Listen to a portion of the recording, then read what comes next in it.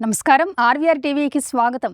గత కొద్ది రోజులుగా చెదురుమదురు ఘటనలు మినహా ప్రశాంతంగా ఉన్న గల్ఫ్ ప్రాంతాన్ని మళ్లీ యుద్ధ మేఘాలు కమ్ముకుంటున్నాయి. అమెరికా, ఇరాన్ మధ్య రెండో దఫా చర్చలు జరగవలసిన సమయంలో పర్షియన్ గల్ఫ్లో మిస్సైళ్ల మోత మోగుతోంది. అంతర్జాతీయ నిబంధనలను ఉల్లంఘించి ఇరాన్కు చెందిన రవాణా నౌకను అమెరికా స్వాధీనం చేసుకుంది. ఈ ఘటనతో ప్రపంచ దేశాలు ఉలిక్కిపడ్డాయి. శాంతి చర్చల స్థానంలో ఇక యుద్ధం అనివార్యం కావచ్చనే భయం గల్ఫ్ దేశాల్లో నెలకొంది. హర్మూజ్ జలసంధి వద్ద ఇరాన్ పతాకంతో ప్రయాణిస్తున్న తౌష్కా అనే వాణిజ్య నౌకపై అమెరికా మెరైనర్లు కాల్పులు జరిపారు.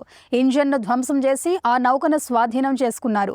దీంతో భగ్గుమన్న ఇరాన్ అమెరికాకు చెందిన యుద్ధ నౌకలపై మిస్సైళ్లు, డ్రోన్లు ప్రయోగించింది.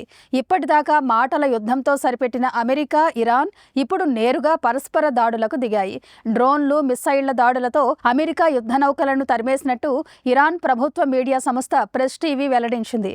ఇరాన్ చర్యతో అమెరికా కూడా ప్రతి దాడులకు దిగితే ఇక హర్మోజ్ జలసంధి వద్ద రవాణా వ్యవస్థ పూర్తిగా స్తంభించిపోతుంది. ఇప్పటికే డీజిల్, వంట గ్యాస్, పారిశ్రామిక గ్యాస్ కొరతతో కొట్టుమిట్టాడుతున్న 150కి పైగా దేశాల ఆర్థిక పరిస్థితి తల్లకిందులయ్యే ప్రమాదం ముంచుకొస్తోంది. హర్మూజ్ జలసంధి నుంచి ప్రపంచవ్యాప్తంగా 20% ఇంధనం, గ్యాస్, ఎరువులు, ఆహార పదార్థాల ఎగుమతులు, దిగుమతులు జరుగుతూ ఉంటాయి. ఏడాదికి 95 లక్షల కోట్ల రూపాయల వ్యాపారం ఈ జలసంధి నుంచి జరుగుతుంది. ఇక్కడి నుంచి రవాణా నిలిచిపోతే ప్రపంచవ్యాప్తంగా జనజీవనం స్తంభించిపోతుంది. ఆకలి కేకలతో జనం అలమటించిపోతారు.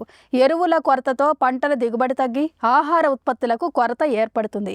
అమెరికా, ఇరాన్, గల్ఫ్ దేశాలతో సహా అన్ని ఖండాల ప్రజలు గల్ఫ్ యుద్ధం దెబ్బకు విలవిలలాడిపోవాల్సిందే. అంతర్జాతీయంగా కోట్లాది మంది ప్రజానీకం ఎదుర్కొంటున్న సమస్యలను దృష్టిలో ఉంచుకుని వీలైనంత త్వరగా రెండు దేశాలు ఒక ఒప్పందానికి రావాలని ప్రపంచ దేశాలు కోరుకుంటున్నాయి. ఇలాంటి కరెంట్ అప్డేట్స్ కోసం చూస్తూనే ఉండండి మన ఆర్వీఆర్ టీవీ. లైక్ చేయండి, షేర్ చేయండి, సబ్స్క్రైబ్ చేయండి.